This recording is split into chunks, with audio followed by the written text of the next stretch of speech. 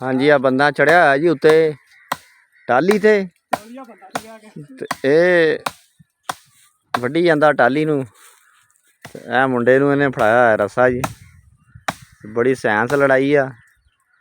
2-3 टक्के मारूगा तो ए डाहना थल्ले आ जाएगा। आ देखो जी बड़ा कारीगर बंदा ते माशाअल्लाह सेहतमंद भी आ।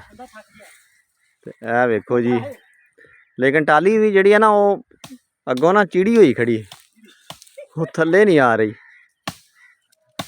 बड़ी देर दा लग्या होया बेचारा ते आखिर ना हुण कामयाब हो ही चलिया लगदा पिया। ए देखो जी तुसीं किदां लटकिया होया किदां टाली दे उत्ते ते बड़े तरीके नाल टाली है जी। इहने तारां दे कोल वढ़दा पिया जी आपदी जान खतरे च पा के। ते माशाअल्लाह जी अल्लाह पाक नज़र ना लवावे। आखिर जी इन्होंने सिट ही लिया थल्ले। ए मुंडा जोर ला रहा जी। ए जी पिंडां दे लोकां दी लाइफ आ माशाअल्लाह। ते